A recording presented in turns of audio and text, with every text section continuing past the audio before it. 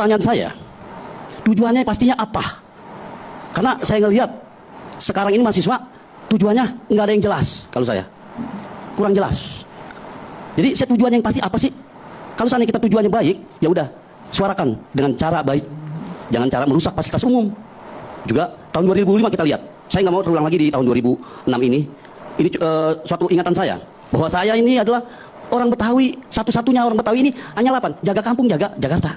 Kalau seandainya mahasiswa menyuarakan aspirasinya, harus selalu bentrok dengan aparat, harus dengan rusuh, harus juga bikin fasilitas umum dihancurkan, dibakar. Dan satu lagi terakhir, tujuannya yang pasti yang mana? Ini sepertinya lebih tepat di mahasiswa ya, Pak Muzamil ya. Pak Timalu boleh jawab? Ya, terima kasih Pak Muzamil. Saya menanggapi pada periode saya, alhamdulillah di aksi yang kemarin kita sangat damai. Kita tidak terjadi anarkis yang Pak Muzamil katakan, dan saya rasa itu bentuk wujud dari kepedulian yang orang-orang seperti Pak Muzamil ini selalu sampaikan pada mahasiswa gitu, sehingga kita selalu menjaga aksi kita berjalan dengan baik. Dan apabila tadi disebutkan bahwa tujuan dari mahasiswa ini melakukan aksi kurang jelas, maka saya akan perjelas di sini bahwa tujuan kita untuk aksi itu adalah mewujudkan harapan yang Pak Muzamil katakan sebelumnya, bahwa Pak Muzamil dan masyarakat itu ingin hidup tenang, ingin bisa berdagang dengan baik, dan ingin melihat anak-anaknya masuk ke universitas menjadi mahasiswa yang membanggakan. Itu 3 tujuan yang ingin kita lakukan. Karena itu kita ingin bahan pokok diturunkan, BBM yang memberatkan rakyat diturunkan, karena kita ingin masyarakat hidup tenang, tidak kepikiran setiap mau berangkat kerja bebannya banyak.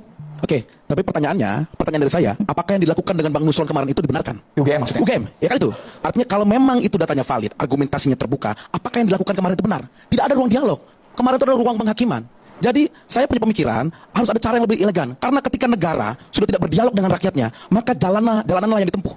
Jadi ruang-ruang politik menjadi ruang di jalanan. Jadi harus ada yang seperti ini, ruang dialog. Karena kalau sudah masuk ke dalam ruang jalanan, maka akal sehat mulai mati. Ya kan? Yang diinginkan hari ini adalah ruang diskusi seperti ini. Kalau yang seperti kemarin apa?